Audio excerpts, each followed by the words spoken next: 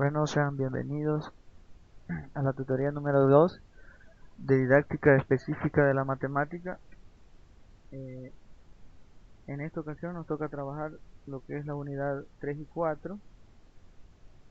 Vean que es algo extenso el material, por lo tanto vamos a ir revisando lo que son las diapositivas. Es de estar pendiente porque al igual que en la tutoría 1, se trabajarán lo que son 4 preguntas, las cuales ustedes tendrán que trabajar por el transcurso de la semana y darles una solución, y esa será una nueva evaluación. Por eso es de estar pendiente cuando yo diga pregunta número 1, por ejemplo, ustedes la anotan en algo ahí para tenerlas ahí para lo que es la tarea. Son 4 preguntas, así que es de estar pendiente. Bueno, decíamos que íbamos a trabajar lo que era la unidad 3 y 4. Recordar que en esta tutoría nosotros tratamos de ver superficialmente lo que es el material un poco. Ustedes lo pueden revisar de una mejor forma. Y cualquier duda, consulta, estamos ahí a las órdenes. Pero por el momento vamos a trabajar lo que es la unidad número 3, lo que es métodos y técnicas que se utilizan para enseñar matemáticas. Esa es la unidad número 3.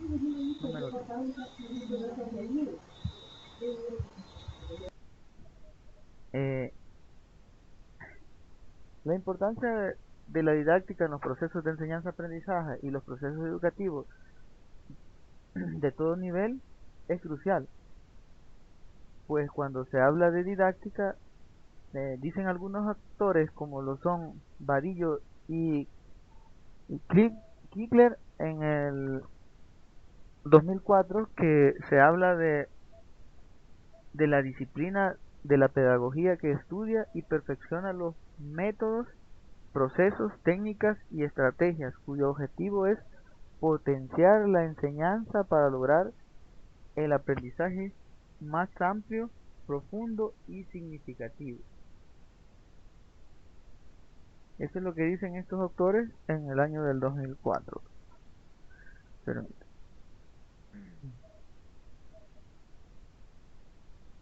Para el caso de la didáctica de la matemática, se concibe la matemática como un saber que se construye, donde se pone atención a las complejas relaciones existentes entre el docente, los contenidos matemáticos, el estudiante, los recursos, estrategias y técnicas didácticas, así como el contexto donde se da el proceso eh, educativo en relación a lo que es la materia.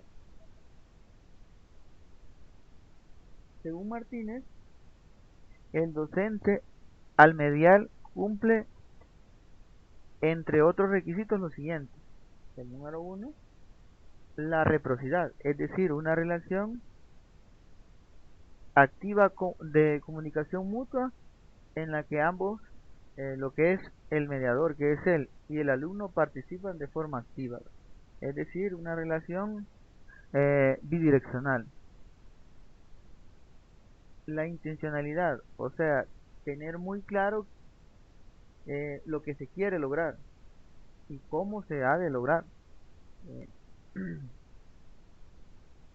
el significado, es decir, que el estudiante le encuentre sentido a lo que es lo que se está trabajando, ¿verdad? El contenido a desarrollar. En este caso lo habla aquí como lo que es la tarea, pero en todo caso es el contenido que se está desarrollando en sí, no necesariamente la tarea al final. La trascendencia, es decir, lo que se va más allá de lo que es el contenido que se está desarrollando, sino que la importancia que éste tiene ya en lo que es el ámbito del estudiante, lo que él vive el día a día. El sentimiento de capacidad o autoestima, o lo que es lo mismo, despertar en los alumnos el sentimiento de que ellos son capaces de realizar algo o de aprender algo. Eso es lo que tenemos que tener en cuenta nosotros. La estrategia didáctica, según Salazar en el 2012, se concibe de la siguiente forma: como un proceso integral que organiza y desarrolla un conjunto de acciones que se proyectan y se ponen en marcha de forma ordenada para alcanzar un determinado propósito pedagógico. Eso es lo que concibe Salazar. Mientras que para Hernández, en el 2009, simplemente es un plan general formulado para hacer frente a una tarea específica. En síntesis, la estrategia didáctica se entiende como el conjunto de técnicas que, que pretenden el logro de aprendizaje de contenidos, procedimientos y actitudes, sin dejar de lado que la selección, planificación y aplicación de estrategias permeen o promueven, entre otras cosas, un determinado clima en el aula o en el lugar donde se esté desarrollando lo que es el proceso de enseñanza-aprendizaje.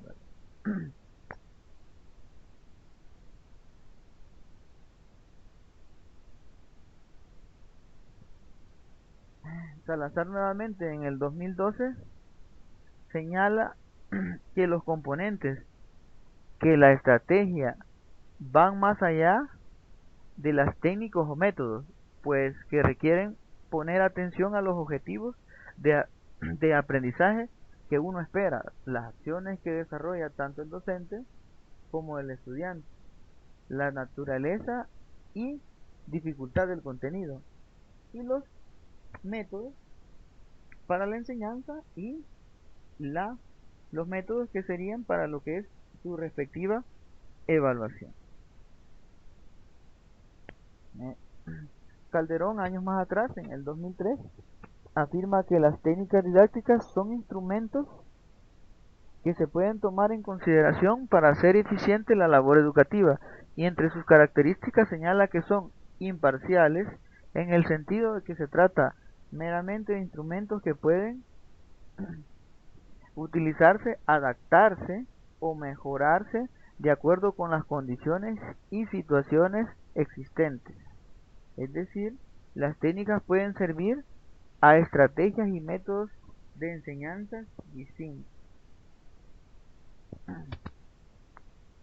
En relación a los recursos didácticos, estos se entenderán como los materiales y, y dinámicas que junto a estrategias y técnicas didácticas promueven la participación en el aula, facilitan construir el conocimiento y generan el aprendizaje significativo, tal y como lo plantea Hernández en el 2009.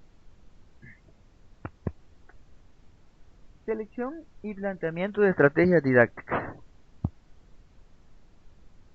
Tenemos que tener algunas consideraciones, entre las cuales sería necesario tomar en cuenta al pensar en el papel de las estrategias didácticas en el aula, ya sea respectivamente para lo que es matemática, en su desarrollo y en su aplicación. Número 1. Selección de estrategias didácticas. El docente, es decir, nosotros cuando ya estamos inmersos en este mundo de lo que es la enseñanza, tienen la responsabilidad de proponer y desarrollar los contenidos y procedimientos matemáticos de los programas curriculares que guían la lección, es decir, el contenido, con el fin de lograr el aprendizaje en sus estudiantes. Esto mediante la formulación de estrategias didácticas, pues como cita nuevamente Salazar en el 2012, resulta oportuno que el docente conozca las estrategias didácticas y evaluativas con profundidad. Así podrá saber cuál es el momento más adecuado para utilizarlas y cuáles son las más eficientes para desarrollar el pensamiento y el aprendizaje del alumno. Recuérdense que cada una de estas técnicas, ya sea evaluativas o para el aprendizaje, tienen que ver mucho con el contexto, porque no es lo mismo estar en un ambiente eh, del área rural con el ambiente del área urbana. Ahí uno tiene que buscar métodos y técnicas distintos.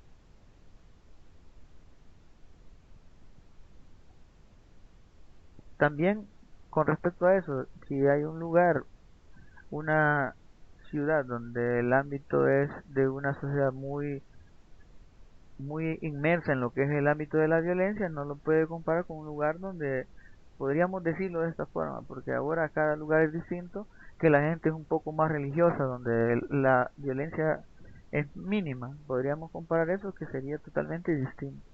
Todo eso tenemos que ver como docentes, donde no solo es necesario conocer las estrategias didácticas, ¿verdad?, sino que hay que seleccionar las más adecuadas según el conocimiento que se quiera trabajar. Y lo que les estaba mencionando, vean, las áreas del contexto, los estudiantes, el tiempo, que es muy importante, que tenemos para emplear lo que es un determinado contenido, entre otros elementos a considerar, dependiendo nuestro contexto. Número 2, planeamiento de estrategias. La planeación de las estrategias se concibe como un proceso compuesto por las 4 etapas descritas a continuación. La número 1 es ubicación y contexto. Es decir, eh, simplemente tenemos que delimitar lo que es el nivel educativo donde estamos y el contexto, condiciones en las cuales está inmerso lo que es el estudiante que está participando en lo que es el desarrollo del contenido. Fase 2, marco general. Se contemplan los elementos del diseño instruccional que intervienen en el inicio del desarrollo y el cierre del tema. Se sugiere realizar un mapa conceptual, depende de lo que ustedes piensen ahí. Cualquier otra técnica que sea adecuada para el contexto en el cual nosotros vamos a trabajar, y depende del programa. Nosotros ahora tenemos la opción de que en lo que es la educación pública se va a utilizar el nuevo programa, lo que es SMATE. De ahí es lo que estamos enfocando, lo que son el nuevo desarrollo, perdón, de lo que son las clases de toda educación pública, desde primer grado de básica hasta el bachillerato, será con lo que es la implementación del programa SMART a partir del próximo año. Fase 3. Consideraciones para el planteamiento y desarrollo de la lección. En esta fase se podrán considerar los planteamientos de Lutiáñez, el del 2013. Mm, Al hablar de contenidos de las matemáticas escolares y referirse con ello a los contenidos que son objetivos de enseñanza y aprendizaje, tal delimitación genera un interés en organizar el contenido matemático desde un punto de vista cognitivo, con el interés de identificar logros y aprendizajes en los estudiantes.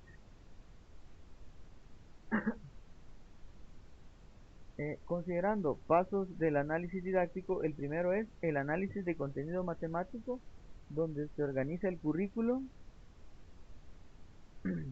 sistema de presentación, que son diferentes maneras en las que se pueden representar el contenido, sus relaciones con otros conceptos y procedimientos. La fenomenología, que considera los fenómenos, es decir, el concepto, la situación y el problema en el cual se está trabajando. Para dar sentido al contenido considerado y la estructura conceptual, que se considera las relaciones de los conceptos, procedimientos implicados en el contenido estudiado. Otra, Otros organizadores en la historia. La historia es muy importante siempre en lo que es el desarrollo de una temática específica, ya sea de cualquier tipo de asignatura. La historia de cómo se realizaron todos esos contenidos son muy importantes para saber cómo se logró o cómo apareció un contenido determinado. Eso le da como relevancia algunos contenidos. Depende, decíamos siempre, del contexto, porque para algunas personas puede ser interesante la historia, para otras personas no. Eso nosotros debemos ir viéndolo, depende de nuestros estudiantes. Como segundo paso, el análisis cognitivo, donde se considera el aprendizaje de la matemática, las expectativas denominadas en objetivos, competencias, habilidades y oportunidades vistas como tareas matemáticas. Ya los pasos siguientes, el análisis instruccional centrado en el diseño, selección y secuencia de las tareas matemáticas. Posteriormente, el análisis, posteriormente,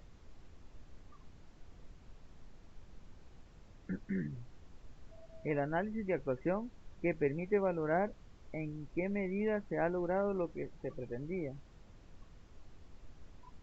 Es decir, el cierre de un ciclo para obtener información de las fortalezas y debilidades de lo planificado, desarrollado para ver lo que son las nuevas experiencias.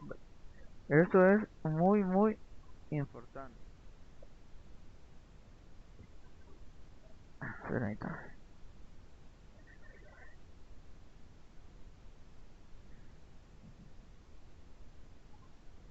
Vale.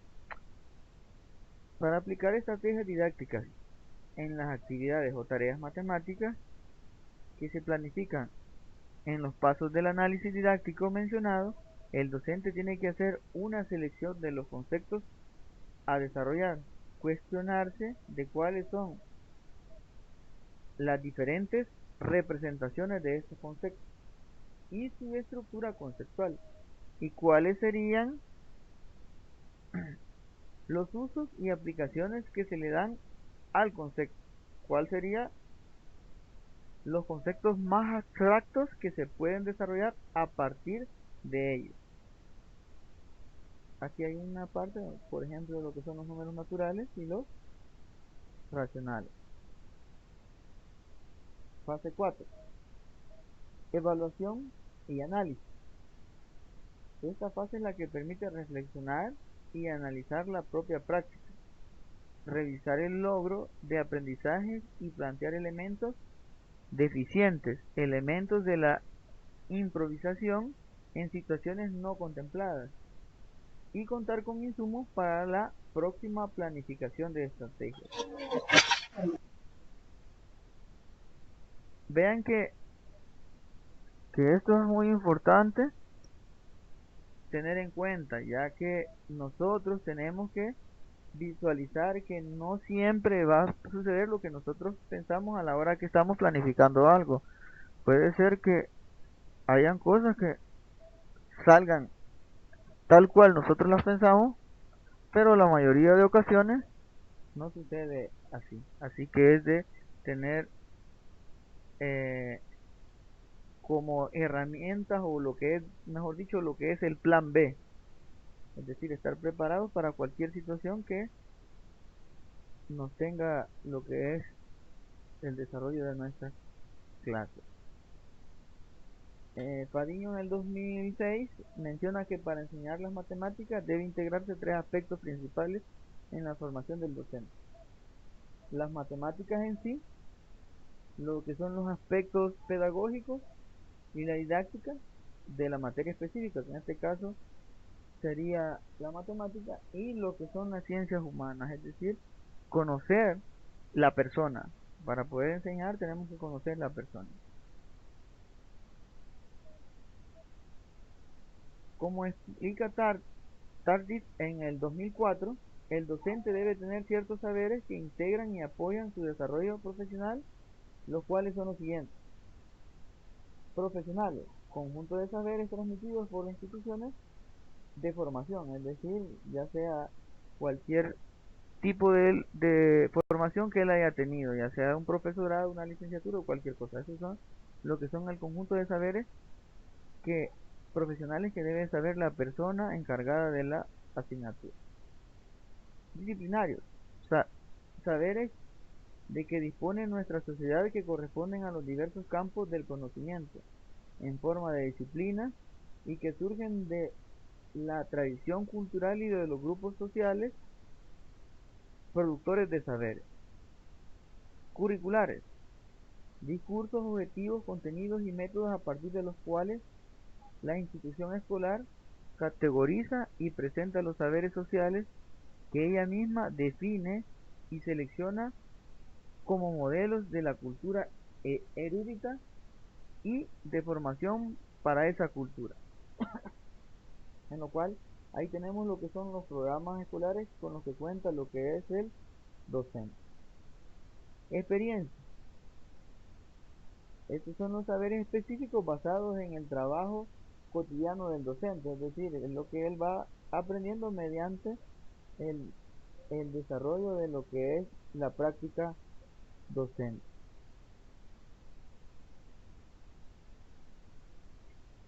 El docente como mediador del proceso de enseñanza-aprendizaje.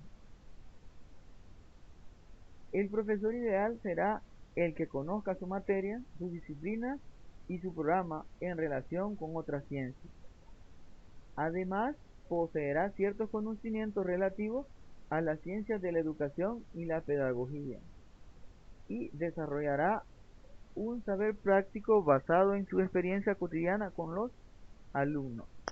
Vean qué importante es lo primero que se menciona, que conozca de su materia, lo cual a veces en nuestro sistema educativo hay un poco de déficit en esto, ya que hay docentes de lo que es la parte de matemáticas que no son especialistas. Especialistas no necesariamente me refiero a alguien que tenga que ser un licenciado para dar una clase de matemáticas. Especialista me refiero a alguien que siquiera domine el tema que va a desarrollar, ya que hay personas que van a repetir una lección tal cual está en un libro y no saben si lo que está en ese libro está bien o está mal. Lo único que hacen es ir a transcribir, que el alumno copie eso en su cuaderno y lo aprenda, si lo aprende de esa forma, con un error si lo hay, o no quede claro, ya que no maneja el tema, por tanto no puede profundizar en algún contenido específico. Ese es un problema.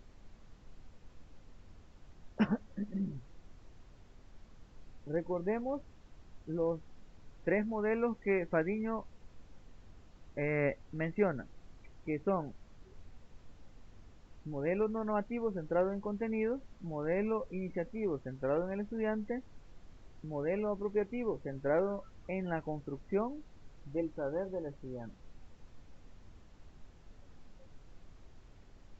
Dentro del modelo normativo se pueden incluir la enseñanza tradicional y la tecnología, puesto que ambos se centran sobre los contenidos.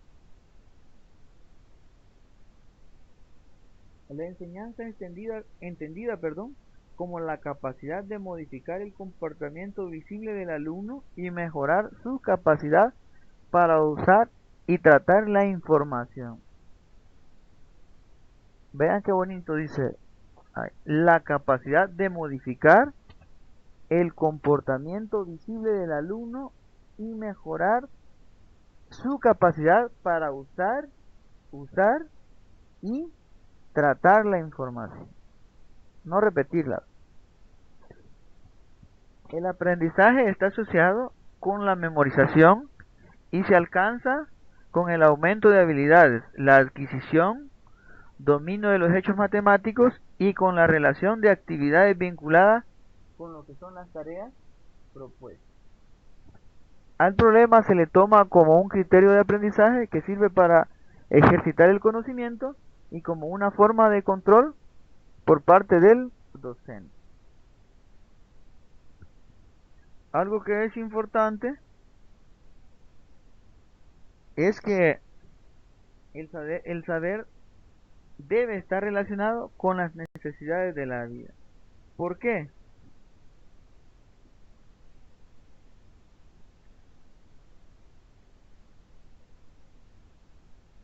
¿Por qué? Porque así para el estudiante se vuelve como un poco más interesante, es decir, que se vuelve más atractivo y eso No hay como una cosa que a uno le interese para quererla aprender. Si a uno no le llama la atención un contenido, no lo va a aprender.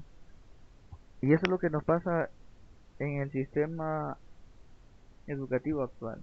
El desinterés por parte de los alumnos de estos tiempos es bien fuerte.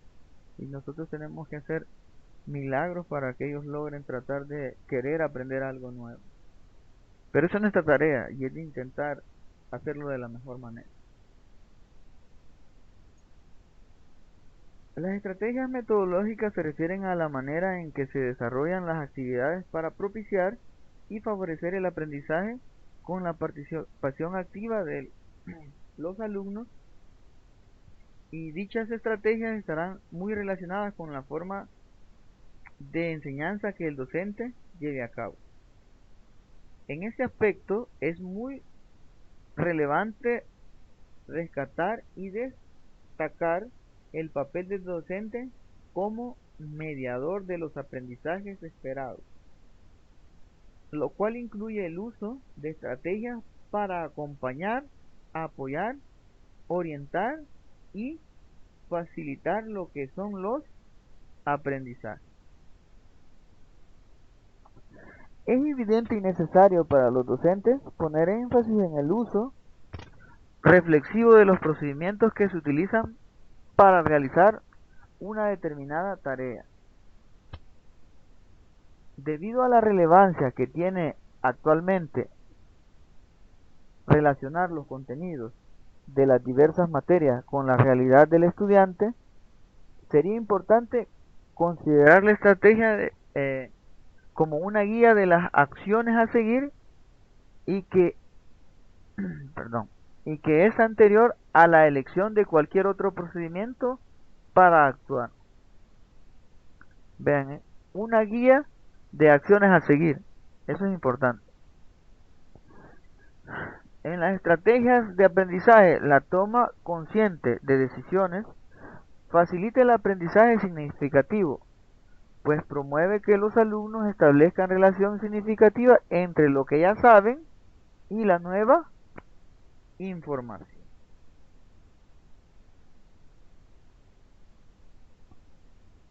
Durante el desarrollo de una clase, es importante que nosotros como docentes implementemos diversas estrategias para favorecer el aprendizaje, entre las cuales se mencionan las siguientes: observar a los alumnos para que se sientan acompañados y confíen al realizar las actividades y enfrentarse a cosas nuevas.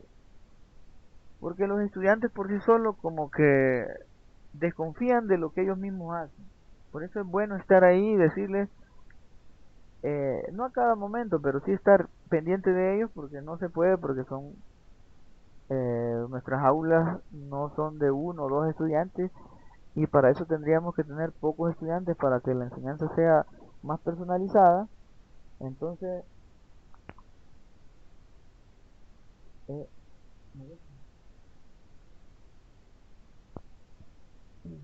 perdón, decíamos que debido a la saturación de alumnos que se tienen en nuestras aulas es bien difícil que las clases o que la educación sea personalizada. Por tanto, lo que más que podemos hacer nosotros es estar ahí cerca del estudiante en general y decirle que apoyarlo, que para que él intente hacer las cosas por sí solo y que no desconfíe de lo que está. Y otra cosa es que si se le deja una tarea a un estudiante es de revisársela de una forma algo rápido, ya que si uno deja mucho tiempo a la hora de que usted le revise una tarea, el estudiante como que pierde el interés en entregar una nueva tarea, ya que dice, si él ni me la revisa.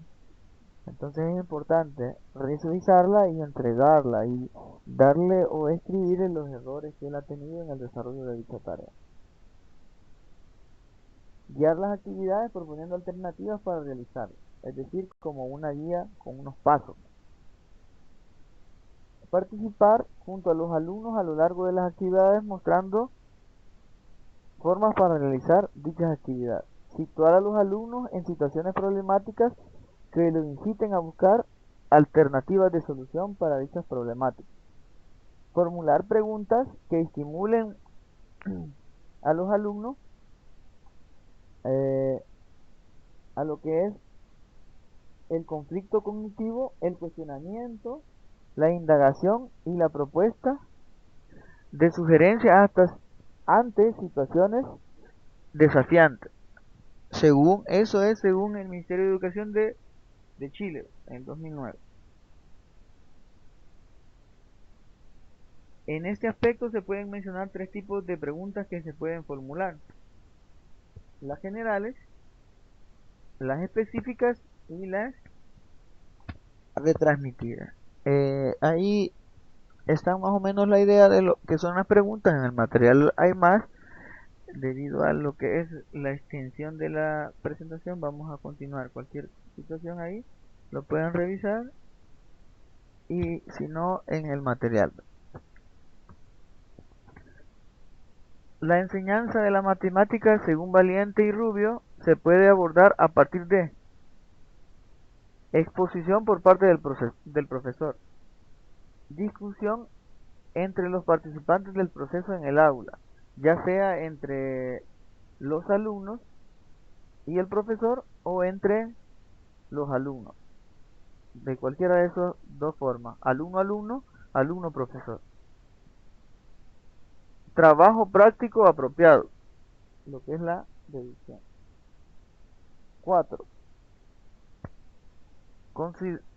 Consolidación y práctica de ejercicios y algoritmos. Trabajos de investigación. Resolución de problemas donde la matemática se aplica a situaciones cotidianas o del contexto, ¿verdad? Esto es importante, decíamos, porque eso motiva al estudiante a aprender determinado contenido. Para Eliot, la intervención del profesor en el aula es un auténtico proceso de investigación, puesto que requiere diagnosticar los diferentes estados y movimientos de la compleja vida del aula, desde la perspectiva que tienen, perdón, de quienes intervienen en ella y elaboran, experimentan, evalúan y definen los modos de intervención en virtud de los principios educativos que justifican y validan la práctica, y de la propia evolución individual y colectiva del alumno. Con base a esto, eh, y centrándonos en la práctica pedagógica en el área de las matemáticas, es preocupante ver que aunque la matemática es una de las ciencias con mayor aplicación, porque en todo está inmerso lo que es la matemática, en las escuelas se considera como el área de conocimiento más difícil, y en la que se muestra más rechazo por parte de los estudiantes.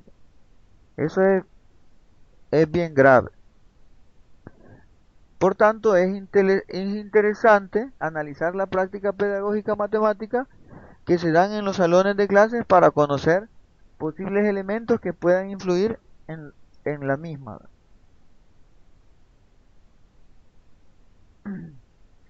Veamos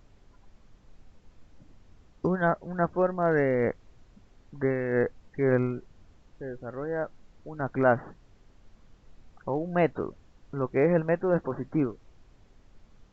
El método expositivo se enfoca principalmente en la transmisión de información a partir de contenidos elaborados y seleccionados por el docente, con el alumno en un rol pasivo, receptor y repetidor memorístico, sin mediar procesos de comprensión. Ese es el modelo expositivo. Y a pesar de esto, ha sido uno de los modelos más usados en lo que es la enseñanza, especialmente en lo que es el nivel universitario. También se le denomina lección magistral y se caracteriza, casi exclusivamente por la exposición oral de una clase por parte de lo que es el profesor. En algunas ocasiones, para dar esa exposición o dar esa clase, el docente eh, se apoya de algunos medios, ya sean eh, visuales, audiovisuales, pero siempre el estudiante tiene un rol pasivo. El modelo expositivo de manera presencial, no como la que tenemos nosotros, sino que presencial, es un método académico universitario bastante usual. Se caracteriza por desarrollar una enseñanza-aprendizaje centrada en lo que es el expositor o lo que es el docente. Según Flores, el método expositivo es aquel en que el docente ocupa un papel central en la clase, pues lo programa, lo conduce, lo evalúa de principio a fin. El docente refiere, descubre, explica, modela, demuestra y ejemplifica, entre otras cosas, de acuerdo al objetivo y al contenido del tema.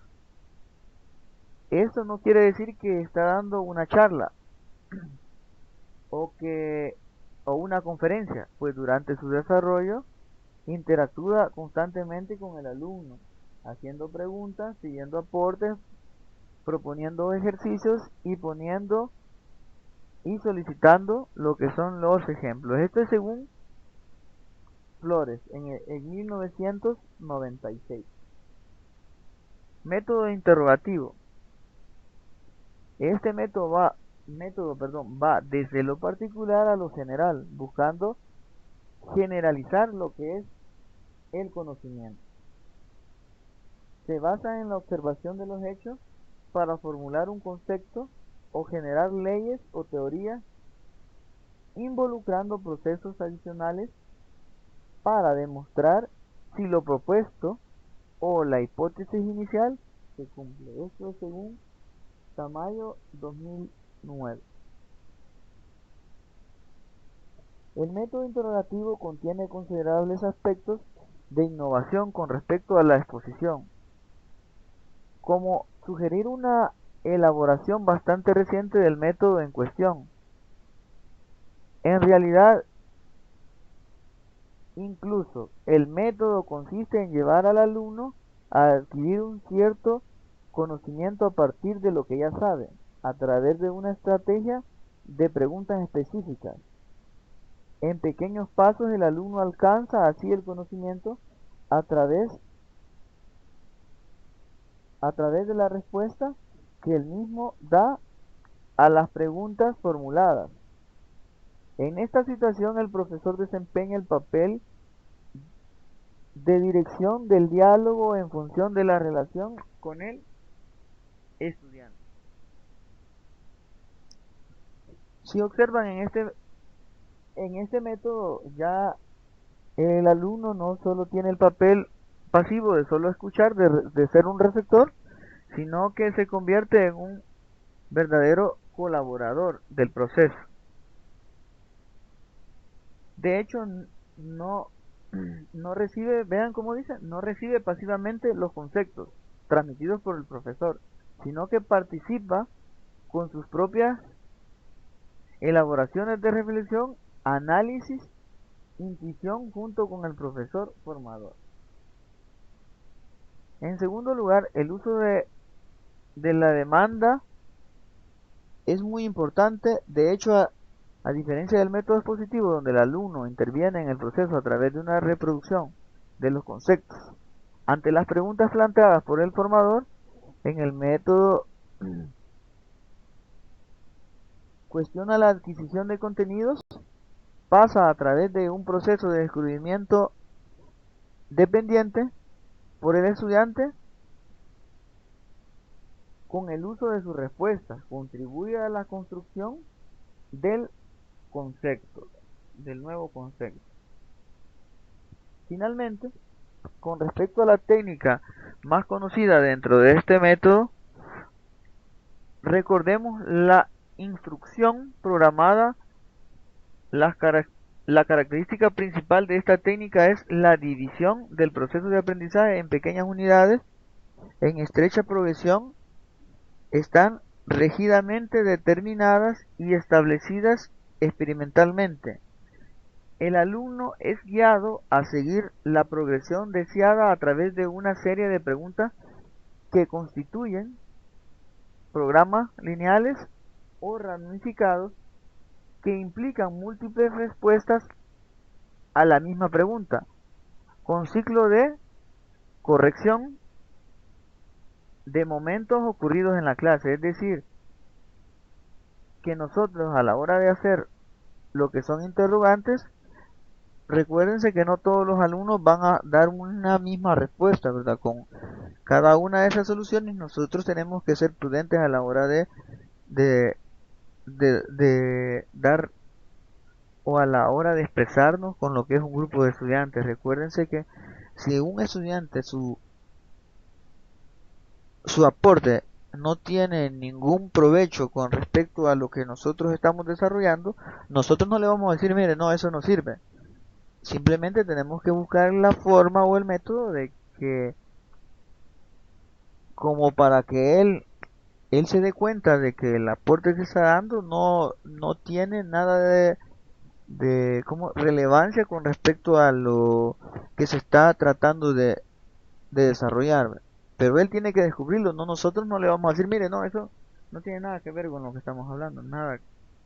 Entonces tenemos que ver o tener una forma de dar, de dejar que el estudiante por sí solo se descubra y se dé cuenta de que tal vez ese criterio o ese punto de vista que él tenía con respecto a un contenido específico no era el adecuado y lo reconstruye.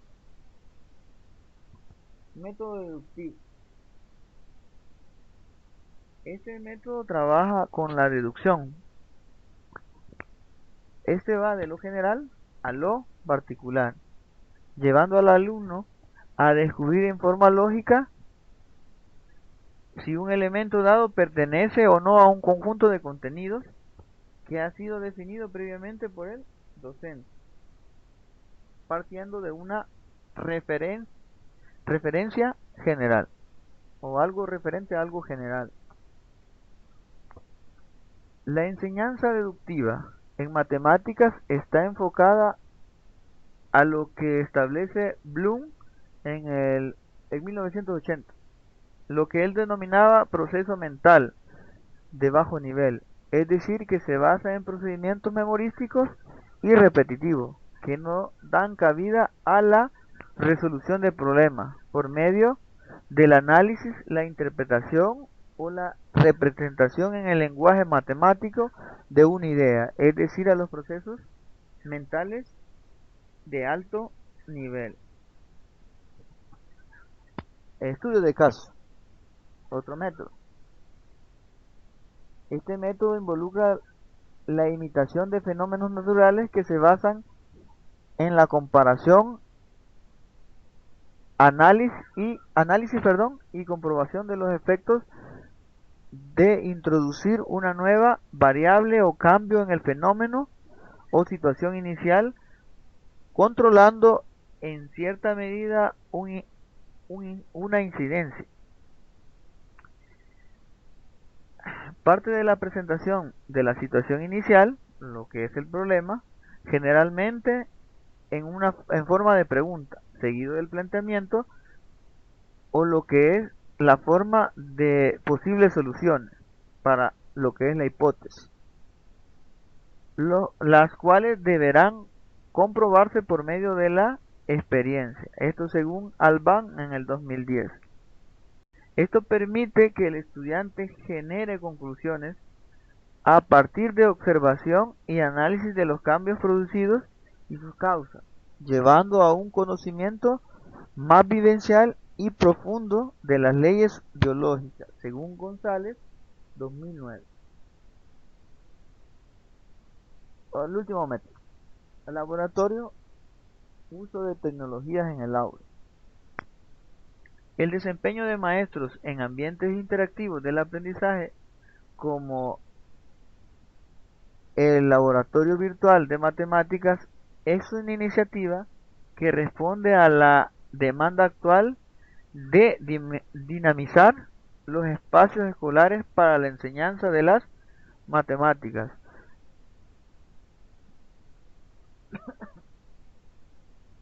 mediada por tecnologías de la información y la comunicación, lo que son las llamadas TIC.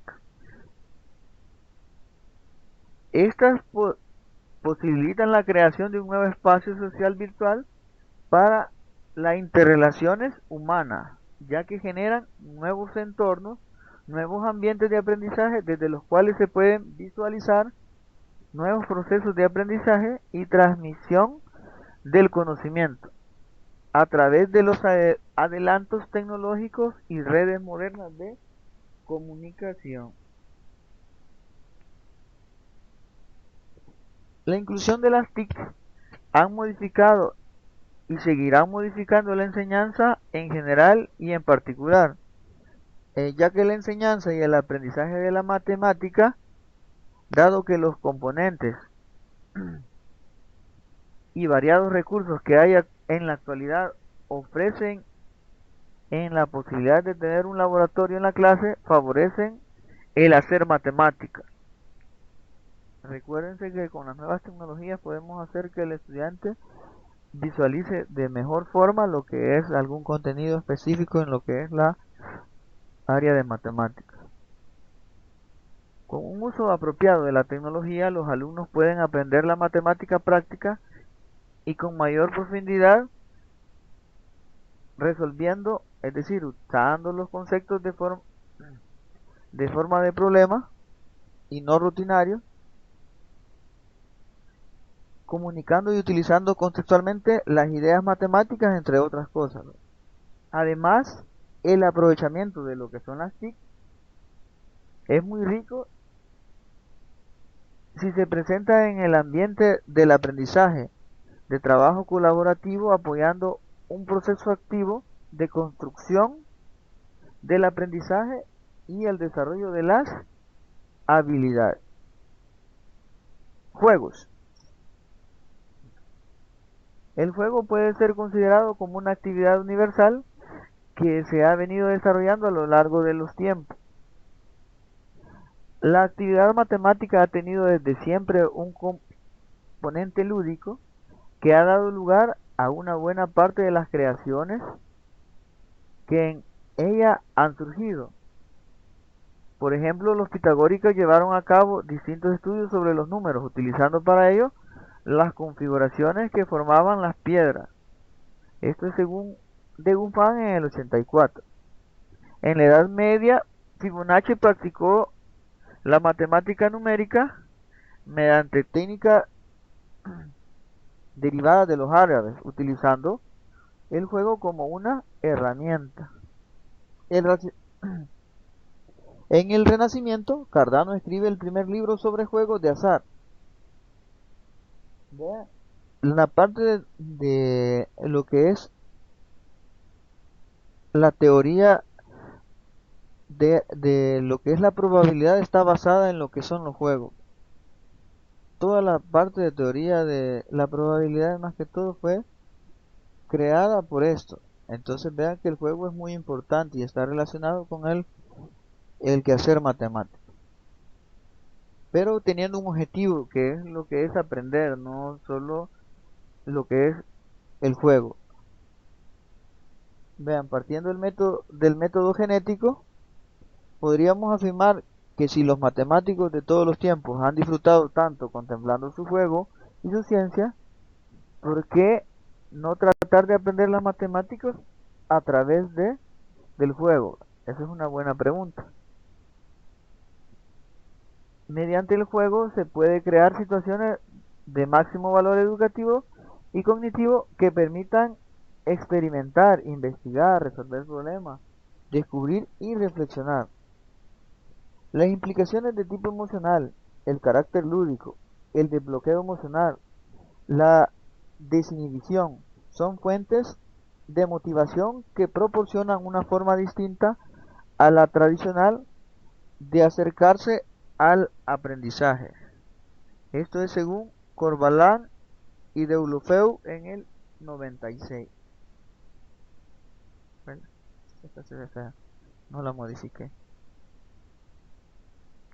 El juego implica una serie de procesos que contribuyen al desarrollo integral, emocional y social de la persona, no solamente de los niños, sino también de los jóvenes y adultos. Esto es según Bladner en el 97. Y también Jiménez en el 2003 sostiene que los juegos son actividades amenas que indudablemente requieren un esfuerzo físico y mental. Sin embargo, el alumnado las realiza con agrado. No perciben el esfuerzo y sí la distracción.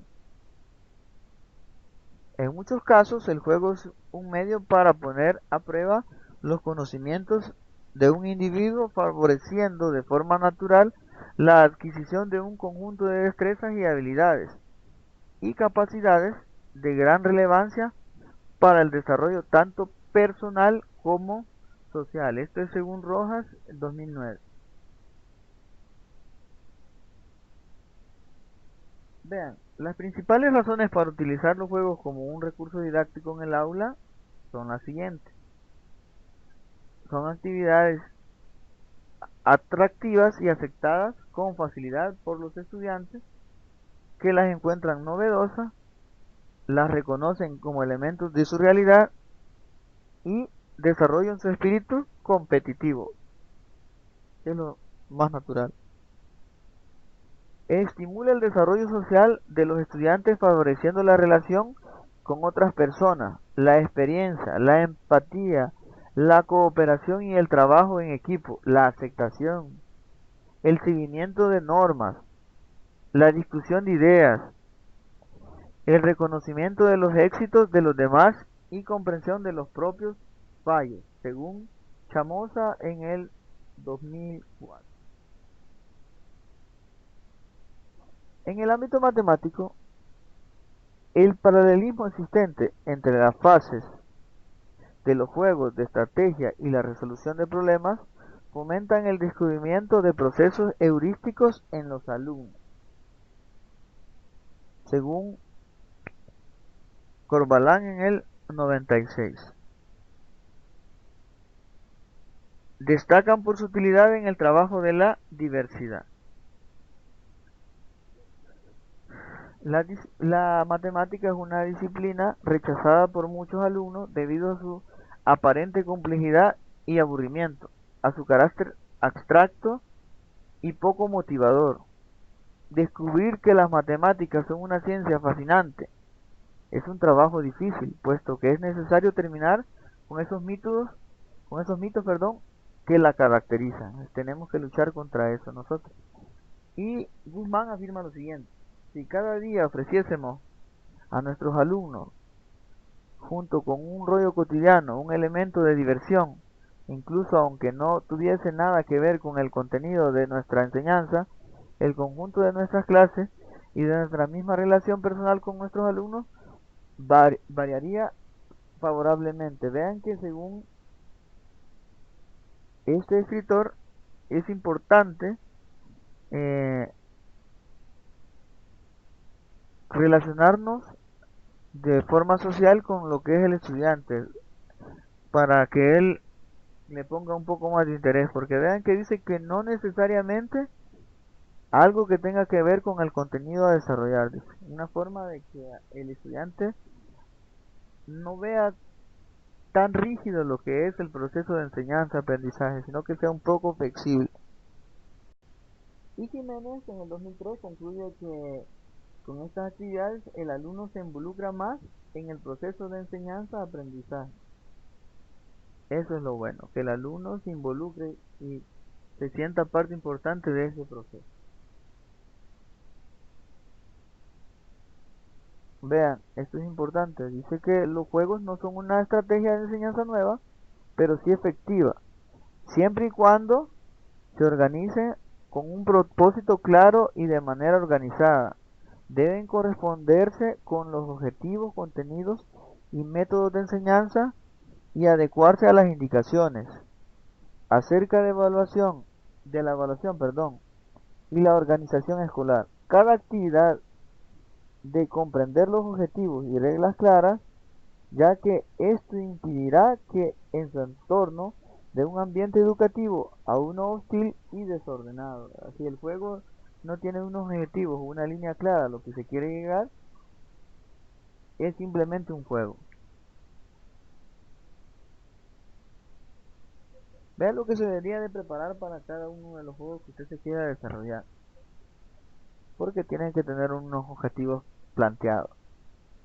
Plantearse las reglas del juego y la descripción del juego. Los materiales que se van a implementar o utilizar en lo que es el desarrollo del juego.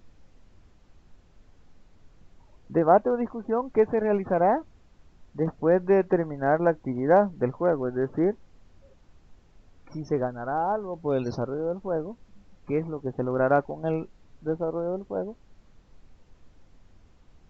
quién ganará el juego, todas esas cosas son las que se tienen que debatir. El tiempo de duración del juego, la actividad a desarrollar, la estructura de los grupos de trabajo y una rúbrica de la evaluación de dicha actividad. Eso es muy importante.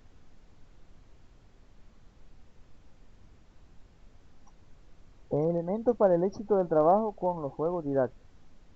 Vean, estos son algunos elementos. Delimitación clara y precisa de objetivos que persigue con el juego. Vean, objetivos que se persiguen, es decir, que tiene que haber algo que nosotros queramos lograr con lo que es el juego, no solo por hacer el juego. Metodología a seguir con el juego a desarrollar.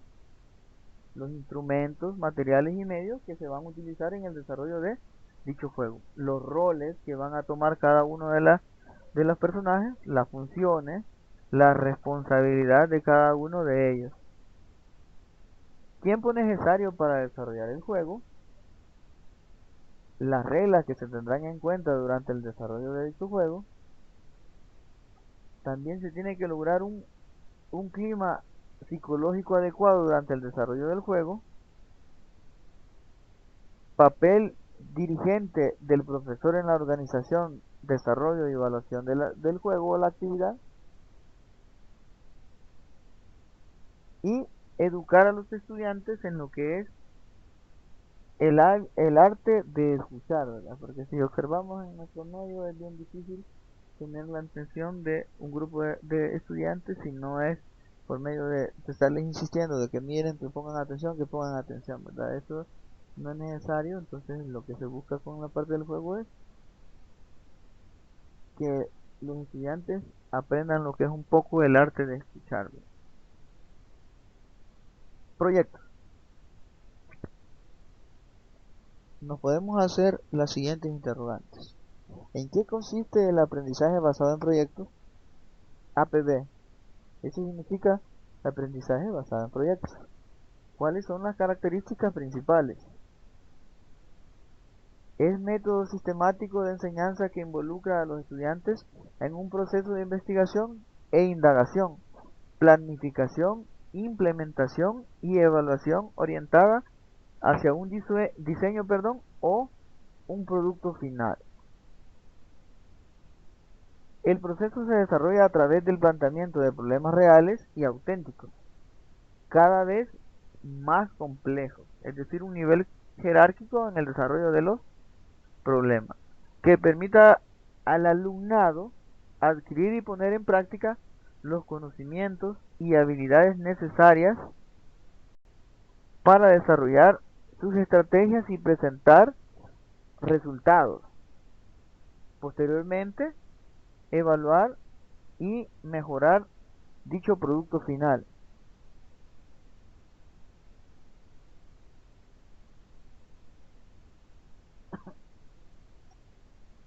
Son muchos los factores que intervienen en su confección. ¿Cuáles son algunos de ellos? Pues son duración, las cuestiones o temas explorados, la interdisciplinaridad, la integración de contenidos, las agrupaciones, entre otros. Los proyectos pueden variar desde los más breves y basados en una sola materia hasta proyectos anuales e interdisciplinarios que incluyan la participación comunitaria, no solo de la escuela. Pueden ser tra- trabajos de forma individual, por pareja, en pequeños grupos o en un grupo de clase completo. Por tanto, se hace necesario definir exactamente cuáles son las principales características de los proyectos.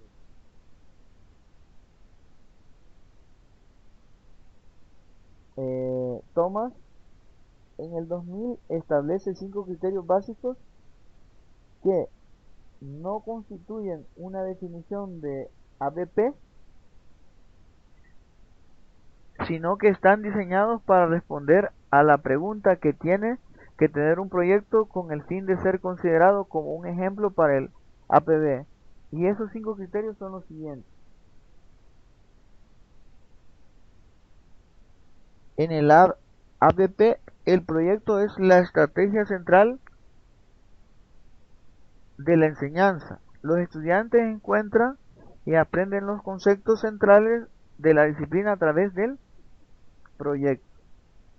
Los proyectos en el ABP están centrados en cuestiones o problemas que conducen a los estudiantes a adquirir los conocimientos y las habilidades necesarias de una disciplina. Los proyectos involucran a los estudiantes en una investigación constructiva. Dicha investigación es entendida como un proceso dirigido a un objetivo que implica la indagación, la creación de conocimientos y la resolución.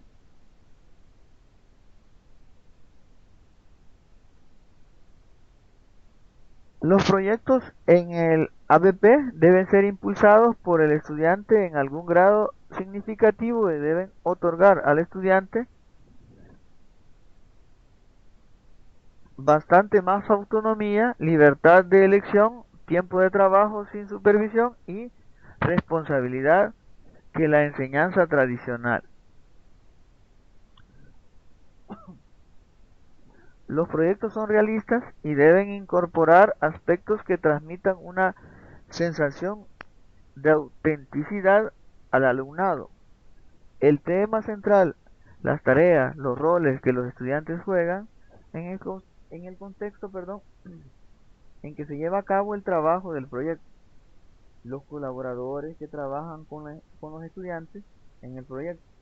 Los productos que se elaboran, la audiencia a la que se presentan dichos productos o los criterios por los que los resultados serán evaluados. Primera pregunta que tendrán que dar solución ustedes es la siguiente. ¿En qué consiste el aprendizaje basado en proyectos APB y cuáles son sus características principales? Esta es la pregunta. ¿En qué consiste el aprendizaje basado en proyectos APB? Aprendizaje basado en proyectos y cuáles son sus características principales. Esta es la pregunta número 1.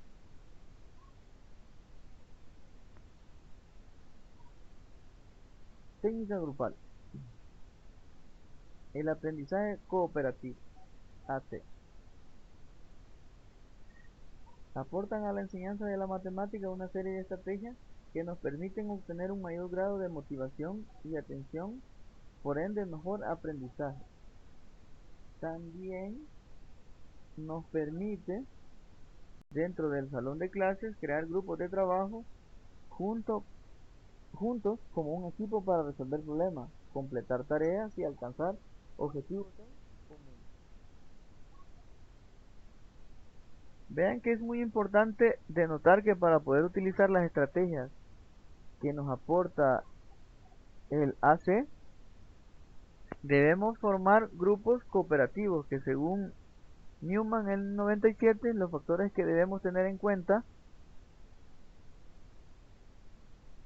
al momento de crear ambientes cooperativos son los siguientes. Los miembros del grupo deben sentirse parte de un equipo y terminar una meta en común. Deben entender que el problema, actividad a resolver, es común para para todos. Deben tener en cuenta que el fracaso o el éxito es del grupo, no individual. Todos los miembros del grupo deben plantear soluciones y discutir el problema.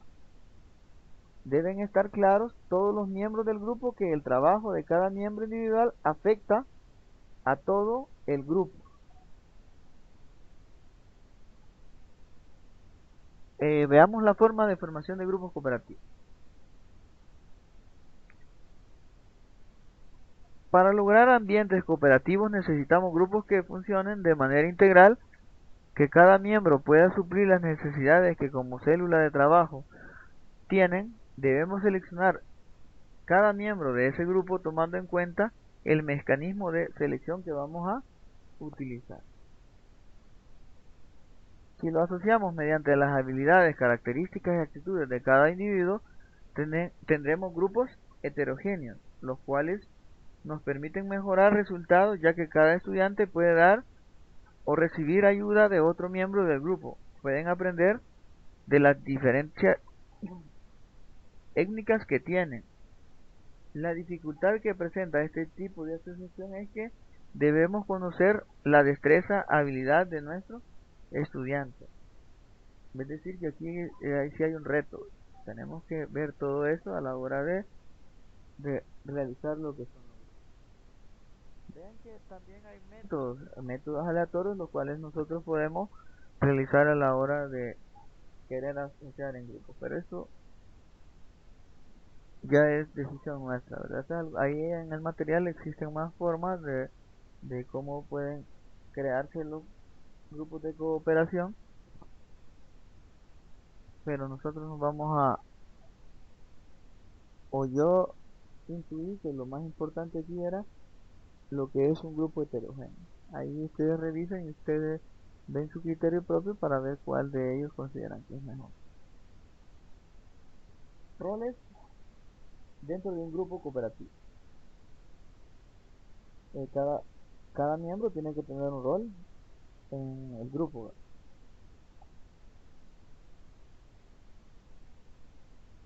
El primer rol es compendiador.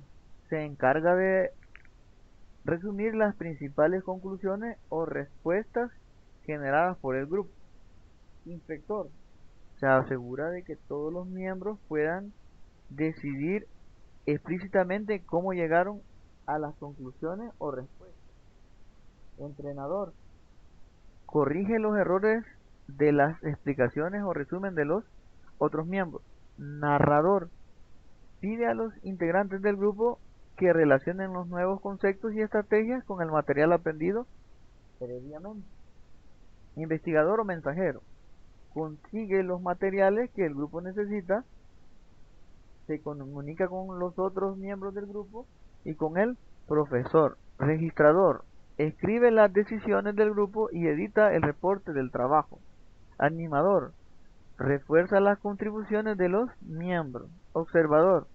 Cuida que el grupo esté colaborando de manera adecuada. Dependiendo del tamaño del grupo, un alumno puede asumir uno o más funciones. Es decir, que no necesariamente uno para cada rol, sino que puede ser que un alumno tenga más que un solo rol. Vean que como docentes, dice, tenemos que tener en cuenta la cantidad de miembros de un grupo afecta la habilidad productiva del mismo. Según Davidson, en el 90, los grupos ideales son de 3 a 4 integrantes. Dice que las parejas son efectivas cuando se trabaja en grupo, pero no en grupos cooperativos, ya que tienen limitada interactividad. Esto afecta por la inasistencia de cualquiera uno de los dos. Y si tienen muchos estudiantes, es muy difícil que trabajen de forma cooperativa. Mapa conceptual. Son herramientas gráficas para organizar y representar conocimientos. Estos mapas conceptuales incluyen conceptos que generalmente están visualizados dentro de círculos o cajitas de algún tipo y cuyas relaciones entre estos conceptos están indicadas por una línea conectiva que enlaza los mismos. Las palabras sobre las líneas se denominan palabras de enlace o frases enlace, específicamente la relación entre dos conceptos. Esto según Cañas y Novak en el 2006. La unión de dos o más conceptos por una palabra de enlace se le llama proposición. Los conceptos más inclusivos, más generales, van en la parte superior del MC y los conceptos más específicos o menos generales los encontramos en la parte inferior y organizados de forma jerárquica.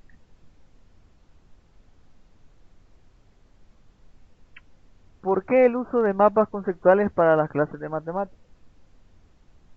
La elaboración de mapas por parte del docente y la utilización de estos en el aula permite un aprendizaje de los contenidos de manera constructiva y significativa, así como un adecuado almacenamiento del material en la estructura cognitiva del estudiante para disponer de ellos cuando se requiera. Esto según Ausubel en 1988.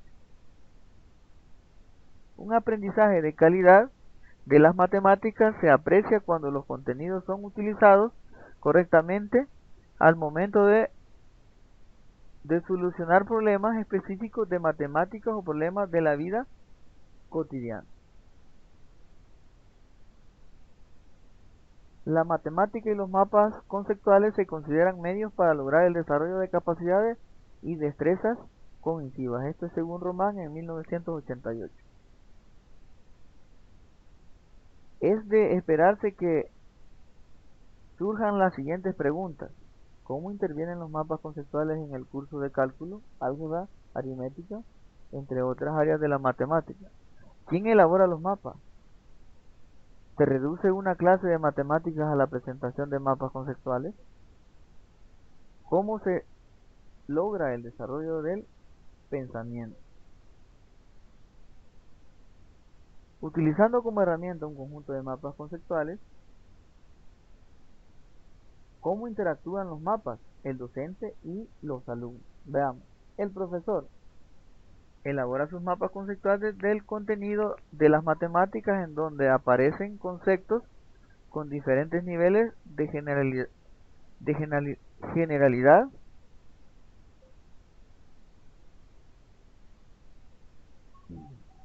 gráficas o imágenes asociadas a los conceptos y ejemplos concretos de estos. Las gráficas o imágenes contribuyen a la visualización de los conceptos.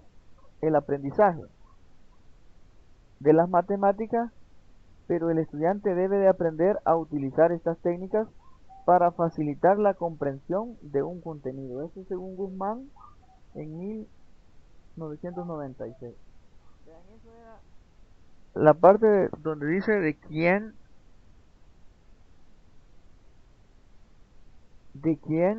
desarrolla los mapas, de qué forma los vamos a utilizar y en qué aportan a lo que es el desarrollo de un contenido.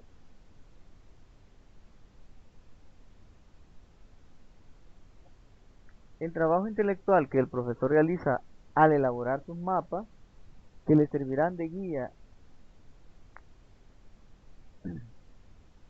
significa considerar el proceso de aprendizaje-enseñanza, es decir, averiguar cómo aprende el aprendiz para en función de ello diseñar la enseñanza. Es importante mencionar que las etapas de percepción, presentación y conceptualización son consideradas como etapas básicas del aprendizaje. Esto según Román en el 88. Los mapas conceptuales guían para propiciar dichas etapas en el aula. Al fomentar la percepción, la representación y la conceptualización, siguiendo este orden, se pone en práctica el pensamiento inductivo. Tal como lo explica Ausubel, los procesos del pensamiento inductivo y deductivo son potenciados al disponer la información respetando las jerarquías conceptuales, logrando aprendizajes subordinados y supraordenados, partiendo desde lo particular hasta lo general y viceversa.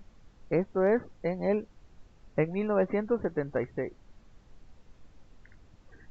Desde la óptica de Brunner y la teoría sobre el aprendizaje por descubrimiento, el partir desde un sistema en activo hasta un sistema simbólico permite el desarrollo de procesos inductivos, según Brunner en el 88. Veamos lo que es el método de la V o heurística. La técnica heurística de la V de GOM es importante para ilustrar los elementos conceptuales y metodológicos que interactúan en el proceso de construcción del conocimiento o el análisis de clases o documentos en los que se presenta algún conocimiento. Igualmente se utiliza como ayuda para resolver un problema o para entender un procedimiento. Cuando se utiliza esta técnica como recurso heurístico, se ayuda a los alumnos a reconocer la interacción existente entre lo que ellos ya conocen y los nuevos conocimientos que están produciendo y que tratan de comprender.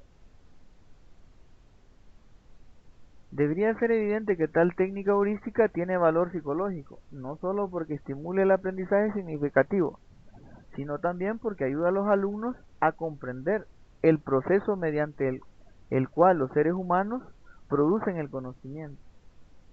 Se caracteriza por centrar su atención en el estudiante, el cual bajo la guía del docente desarrolla la dinámica investigativa en torno a un problema para llegar al conocimiento, es decir, la verdad, estableciendo para esto un proceso de diálogo y participación activa, favoreciendo el descubrimiento de los conceptos necesarios y retroalimentación de los errores en busca de soluciones. Esto según Gaunche en el 2005 y Alban en el 2010. La técnica heurística V de GOM se ocupa de modo complementario de la naturaleza del conocimiento y de la naturaleza del aprendizaje, resultando la conexión entre conocimiento y aprendizaje todavía mucho más evidente cuando se utiliza de forma explícita un mapa conceptual como parte de la propia V. Esta puede descomponerse en cuatro partes esenciales, los cuales son los eventos, objetos o acontecimientos, que son la fuente de fenómenos que se estudian, es decir, de donde se extrae el conocimiento. El método o la transformación, que sirve para producir el conocimiento. El aspecto conceptual en el cual se basa todo el proceso de presentación de resultados. Una o más preguntas centrales a las cuales el conocimiento le da respuesta. Estas son las cuatro. La esencia de este método consiste en que bajo la orientación del docente, los estudiantes enfrentan la búsqueda de la solución al problema para que puedan llegar a una forma independiente al conocimiento empleando saberes previamente asimilados, a partir de experiencias que denotan su capacidad creativa, incluyendo elementos de método como la exposición problemática, la búsqueda parcial, el diálogo heurístico y el método investigativo. Esto según los mismos escritores Alban y Gauche en el 2009, en el 2010 y en el 2009 respectivamente. El trabajo en el aula debería orientarse hacia la tarea de alto nivel cognitivo. Tal es el caso de los problemas que requieren capacidad de análisis y síntesis. Llevar a cabo conexiones conceptuales y evaluaciones de decisiones en situaciones problemáticas que no sean familiares, de lo que se desprende y infiere la importancia de una labor educativa razonada, oportuna y bien planificada por parte del docente en la mediación pedagógica. El término problema implica la existencia de una situación inicial y una final, a la cual queremos llegar, pero sin que sea inmediatamente clara la forma de lograr. Vea, el término problema implica la existencia de una situación inicial y final a la cual queremos llegar, pero sin que sea inmediatamente clara la forma de lograrlo. Eso es importante. El concepto de problema debe asociarse a la aplicación significativa del conocimiento matemático a situaciones no familiares. La conciencia de tal situación, la existencia de dificultad a la hora de enfrentarse a ella y la posibilidad de ser resuelta aplicando dicho conocimiento. En cuanto a cómo se da la resolución de problemas existentes de una gran cantidad de autores, coinciden en que esta se da a través de un proceso compuesto por varias fases. Entre las propuestas se tienen las siguientes: la de Polya, entre algunas, ¿verdad? En el material ALMA yo definí unas pocas, ustedes pueden revisar en el material, ahí hay más. La de Polya en 1987, compuesta por el seguimiento de 4 fases: comprensión, planificación, ejecución y revisión. La de Mayer en el 86, con sus correspondientes etapas: traducción, integración de los datos, planificación y ejecución. Y la de Massa en el 91, que simplemente es una correspondencia o una reformulación de lo que era la propuesta hecha por Polya. Según Massa, las fases de la resolución de un problema matemático son las siguientes. Primero se tiene que analizar el problema, que involucra la descomposición de la información que contiene el enunciado y busca respuesta a las preguntas: ¿cuáles son los datos? ¿Qué se desea encontrar? ¿Y qué condiciones cumplen los datos? Representación del problema.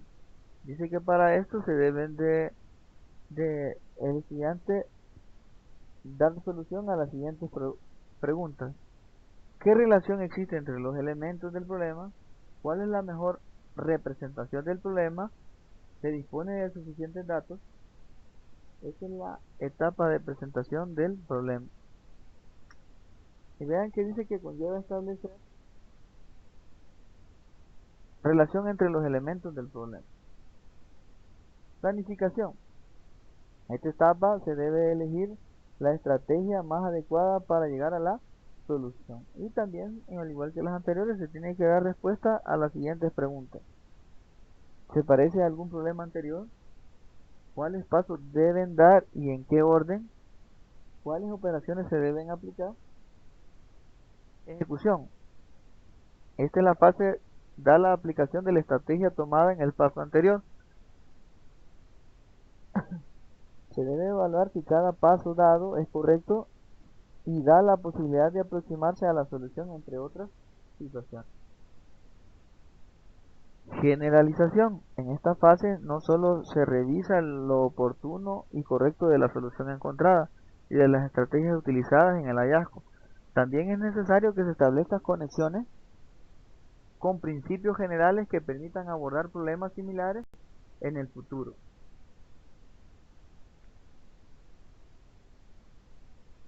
Es oportuno destacar que Puy en 1994, en relación a la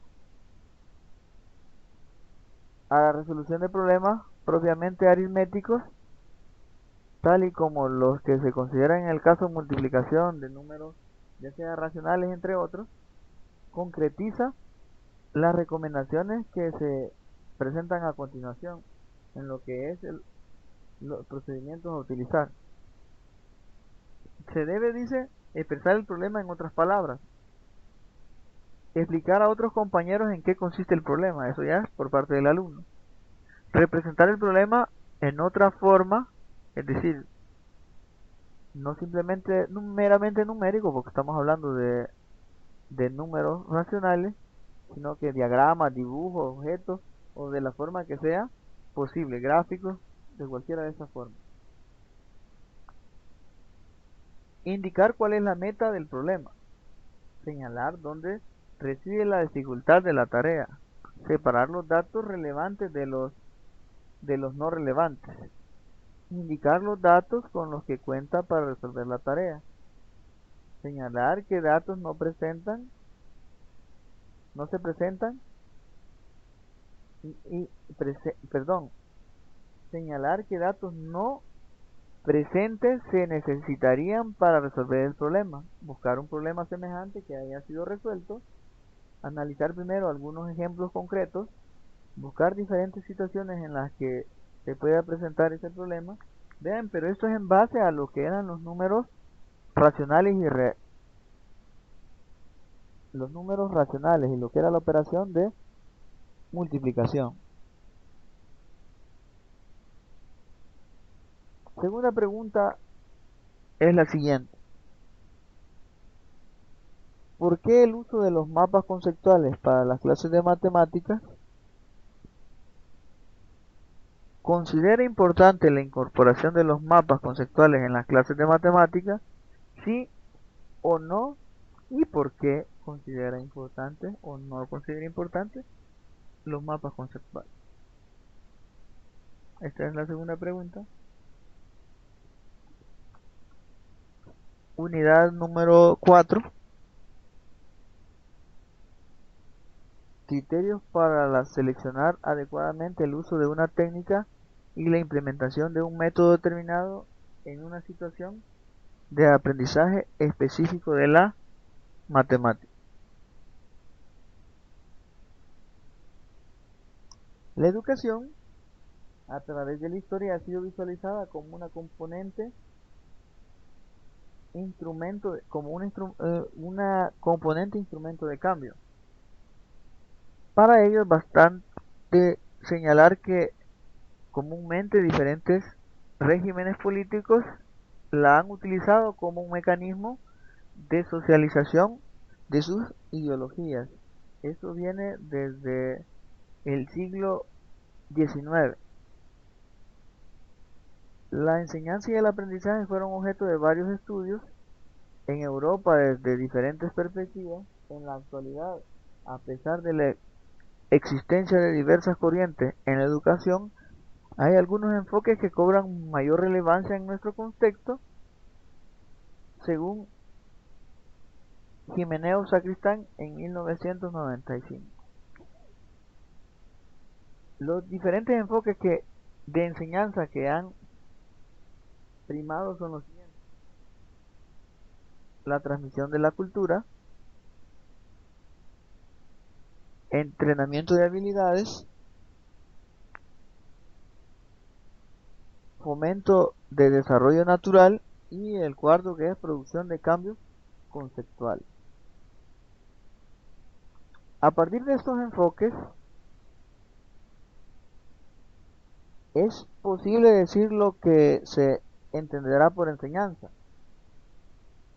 Por enseñanza se entenderá el proceso de integración sistemático dirigido que facilita la del alumno a la sociedad a la que pertenece, proveyéndolo de contenidos, procedimientos y actitudes que le permitan ser un aporte a su entorno. Esto es según Gómez en el 95. Una experiencia educativa es un acontecimiento complejo. Implica 4 elementos que se distinguen normalmente y que en la descripción de Schwab son los siguientes: el profesor, el que aprende, el currículum y el medio. Ninguno de ellos puede reducirse a cualquiera de los demás y cada uno debe ser tenido en cuenta en la actividad educativa o en la actividad de educar. Eso según Novak en el 1981. Según Ausubel, él distingue entre tipos de aprendizaje y tipos de enseñanza o formas de adquirir la información.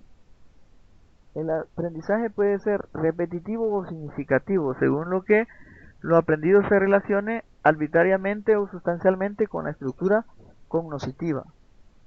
La enseñanza desde el punto de vista del método puede presentar dos posibilidades ampliamente compatibles. Primero se puede presentar el contenido y luego los organizadores avanzados que se van a aprender de una manera completa y acabada. Dado que el aprendizaje significativo, los conocimientos nuevos deben relacionarse sustancialmente con el que el alumno ya sabe, es necesario que se presente de manera simultánea por lo menos las siguientes condiciones, que son el contenido que se ha de aprender debe tener sentido lógico. El contenido debe articularse con sentido psicológico. El estudiante debe tener deseo de aprender. En síntesis, el concepto principal de la teoría de Ausubel es el aprendizaje significativo en contraposición al aprendizaje memorístico.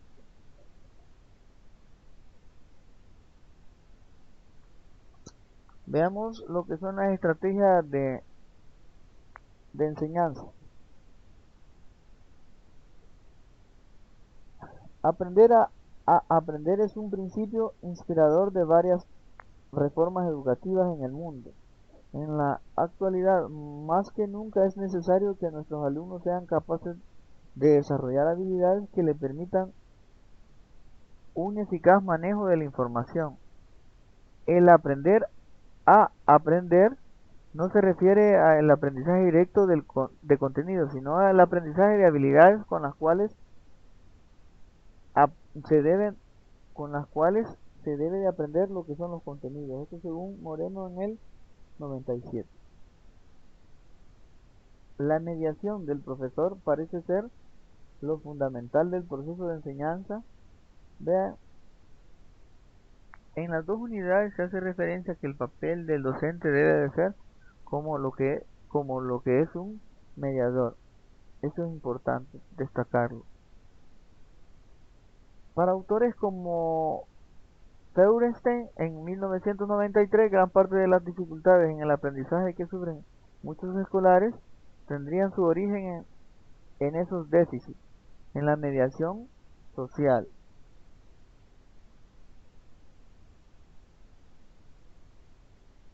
El papel del profesor como mediador no es un papel ausente, lejano del proceso de aprendizaje del alumno. Al contrario, es fundamental y por sobre todo activo, pues este determina el qué y cómo enseñar. Vea, nosotros tenemos esa toma de decisiones bien importante. La conclusión parece clara, la intensidad y calidad con que el adulto realiza el traspaso del control de los procedimientos de aprendizaje al niño condicionará sus posibilidades de interiorizarse y representación de la realidad cultural que le ha tocado vivir y consecuentemente determinará su integración a ella. Esto según Moreno en el 97. Eh, el, en, en la cotidianidad parece convivir a lo menos tres estilos de enseñanza en lo que son las aulas. La enseñanza a los alumnos a seguir instrucciones al pie de la letra, de forma memorística, enseñanza que tiene que ver con una mayor promoción a la participación del alumno y el estilo de enseñanza en el cual el profesor procura ser un agente mediador activo, desarrollando en el alumno las habilidades que le permitan a éste reflexionar sobre qué hay que hacer, cómo hay que hacerlo y con qué y por qué, perdón, antes, durante y después de realizada lo que es la tarea. Estrategias de aprendizaje. Para aprender el sujeto moviliza diversos procesos cognitivos, procesos que están relacionados con la memoria, la codificación y la recuperación de la información. Las estrategias de aprendizaje son los mecanismos de control de que dispone el sujeto para dirigir sus modos de procesar la información y facilitan la adquisición del almacenamiento y la recuperación de ella. Las estrategias, según Moreno, son las siguientes. Las estrategias de aprendizaje son capacidades, actitudes y competencias mentales que se desarrollan con el ejercicio, que se aprenden y que se pueden enseñar. Tienen una orientación hacia una meta identificable. En sí conforman una articulación de procesos.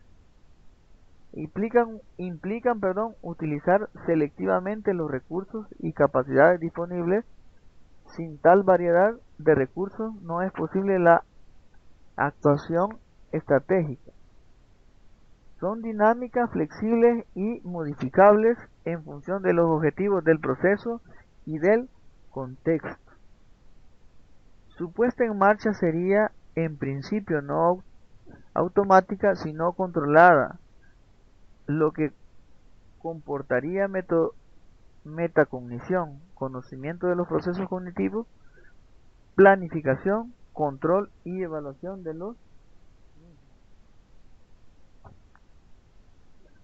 Tendencias actuales en la enseñanza de la matemática.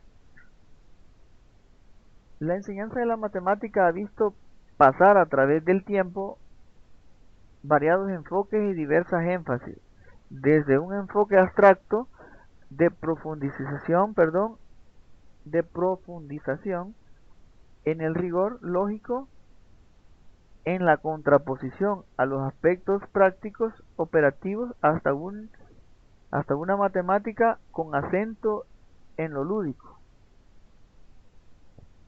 En la actualidad, una de las tendencias generales más difundidas hoy consiste en el hincapié en la transmisión de los procesos de pensamiento propios de la matemática, más bien que en la mera transferencia del contenido. Esto según Guzmán en el 93. La enseñanza con el énfasis en la resolución de problemas es actualmente el método más utilizado para llevar a cabo el principio general del aprendizaje activo. Lo que en el fondo se persigue es transmitir una manera de enfrentar los problemas reales de la vida, haciendo uso de la sistematicidad y el rigor que puedan entregar las matemáticas. Un buen indicador acerca de la tendencia actual de la matemática está dada por los dominios cognitivos señalados como prioritarios para la IEA, que es la Asociación Internacional para la Evaluación del Rendimiento Educativo, que es el organismo que construye la prueba TIMSS. Como se basa, dicha prueba es rendida por estudiantes de países en su mayoría desarrollados. Estos dominios cognitivos son los siguientes: conocimiento de hechos y procedimientos,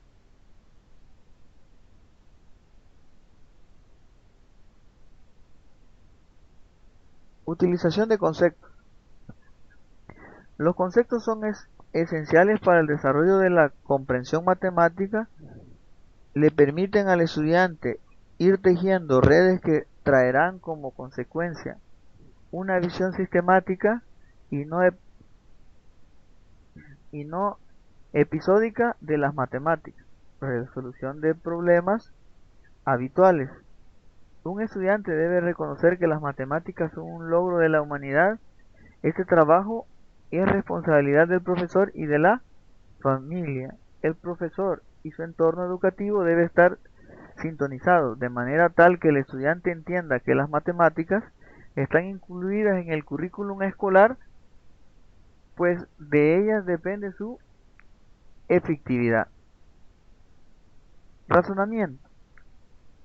El razonamiento matemático implica la capacidad del pensamiento lógico y sistemático, e incluye el razonamiento intuitivo e educativo basado en patrones, regularidades que puedan utilizar para llevar a soluciones para problemas no habituales. Estos problemas plantean al estudiante exigencias cognitivas que superan lo que necesita para resolver problemas habituales.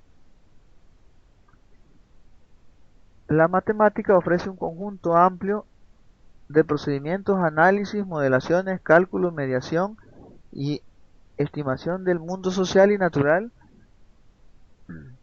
Permite establecer relaciones entre los más diversos aspectos de la realidad. Entre sus características están: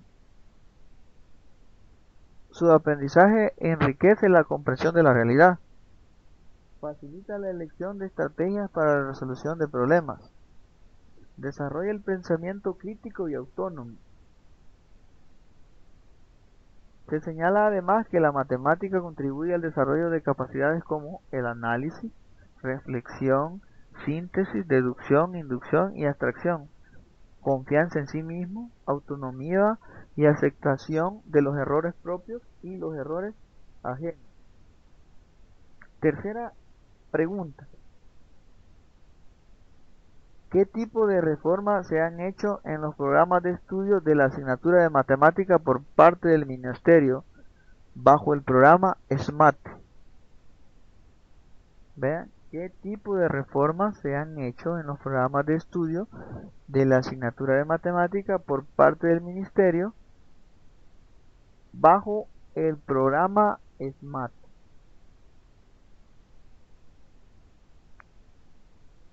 Diferencias entre estrategias y técnicas y actividades. Dentro del proceso de enseñanza-aprendizaje muchas veces se utilizan conceptos de manera indiscriminada o bien con cierta flexibilidad, lo cual trae como consecuencia confusiones y malos entendidos en el momento de seleccionar actividades para llevarlas a la práctica.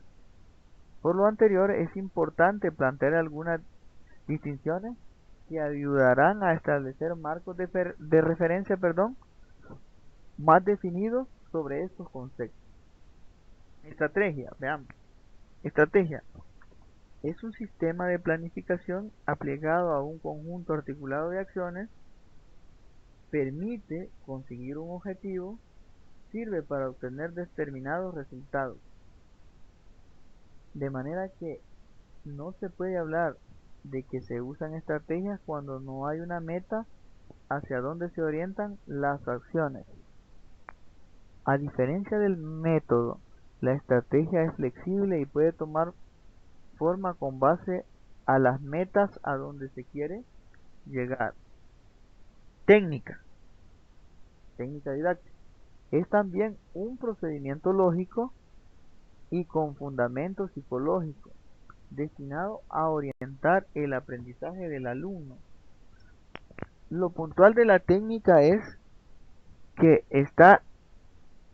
lo puntual en la técnica es que ésta incide en un sector específico o en una fase del curso o tema que se está impartiendo, como, como la presentación al inicio del curso, el análisis de contenidos, la síntesis o la crítica del mismo. La técnica didáctica es el recurso particular de que se vale el docente para llevar a efecto los propósitos planeados desde la estrategia.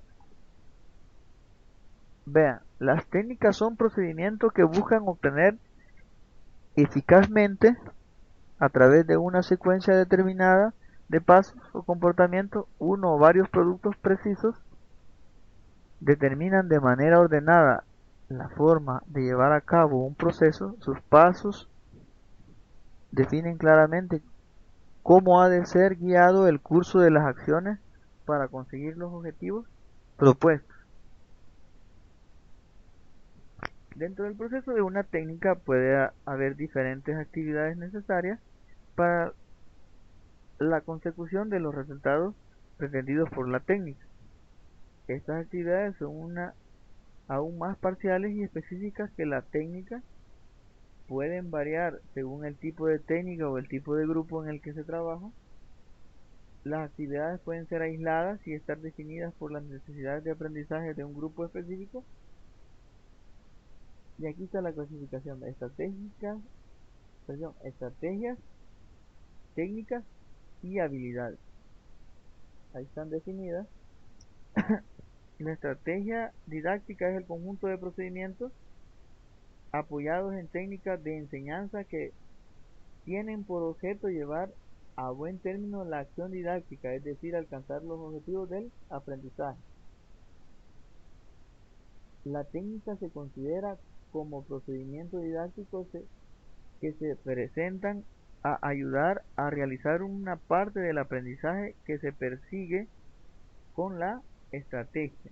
Y por último, las actividades son parte de las técnicas y son acciones específicas que facilitan la ejecución de las técnicas, son flexibles y permiten ajustar la técnica a las características de un grupo específico. Este esquema es de 1988. Modelo del rediseño y las estrategias y técnicas didácticas.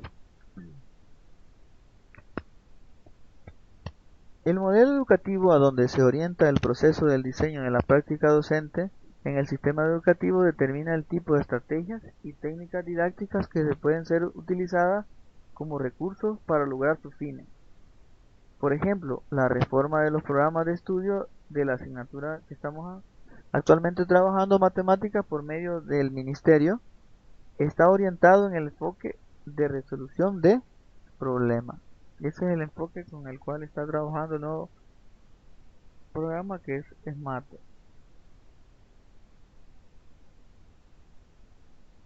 El profesor se enfrenta a las necesidades de conocer las opciones de estrategia y técnica didáctica, a dominar los criterios para la selección e implementación de las mismas. Al utilizar diferentes estrategias y técnicas didácticas en el aula, se transforma en lugar donde se realizan tres actividades de gran importancia. Primero, el profesor se comprueba si han adquirido los conocimientos en el nivel deseado. El profesor amplía la información y eleva el nivel de conceptualización para que los conocimientos adquiridos con mayor profundidad. Los alumnos, mediante su interacción, desarrollan habilidades, actitudes y valores muy importantes para la convivencia en la sociedad. Permítame.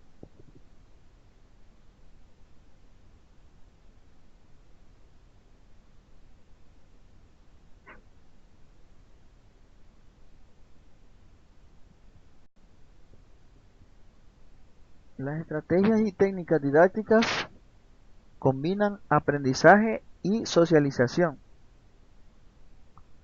Al aplicarlas, es posible profundizar el conocimiento y desarrollar valores de la vida social, como el respeto a los demás, el autoconocimiento, el autocontrol y la tolerancia, entre otros aspectos. Criterios para la selección de estrategias y técnicas didácticas. Existe una gama muy extensa de opciones en cuanto a estrategias y técnicas didácticas, para la cual el profesor debe identificar algunas características básicas que le puedan ser de utilidad para tomar decisiones sobre aquellas que sean un apoyo para lograr los objetivos que se ha planteado él en el desarrollo de una asignatura específica, en nuestro caso de matemáticas. También es posible que no exista alguna técnica que se adapte a lo que el profesor busca. Instrument- que el profesor busca instrumentar en su curso y que por lo tanto se vea en la necesidad de modificar alguna de esas técnicas para lograr que el trabajo que realice en su clase sea lo que él desea. Para lograr esto último, el profesor también debe contar con un esquema básico de criterios para la estructuración de dichas actividades propias, a las cuales eh, son necesarias para lo que es el proceso de enseñanza-aprendizaje de un grupo determinado. Se propone los siguientes criterios que deben ser tomados en cuenta para para seleccionar una estrategia o una técnica didáctica. Lo que es la validez, lo que es la comprensividad, la variedad, la adecuación, relevancia o significancia, y con esto hemos terminado. Solo nos hace falta la última pregunta. En el material está más descrito, así que ustedes lo pueden revisar. Son aproximadamente 25 páginas de la unidad 3 y 25 de la unidad 4 aproximadamente. Cuarta y última pregunta, decía. ¿Considera importante la incorporación, el rediseño, las estrategias y las técnicas didácticas por las reformas en el MINED bajo el programa SMATE? Sí, no, ¿por qué? ¿Considera importante la incorporación, el rediseño, las estrategias y las técnicas didácticas por las reformas en el MINED bajo el programa SMATE? Sí, no, ¿por qué? Con esto hemos finalizado lo que es la tutoría número 2. Se les recuerda que deben de estar pendientes en lo que, o estar activos, mejor dicho, en lo que es la plataforma, participar en los foros y, y presentar sus tareas a tiempo. Recuérdense que para cada una de las tareas hay una lista de cotejos, las cuales ustedes deben de cumplir para ser bien evaluados.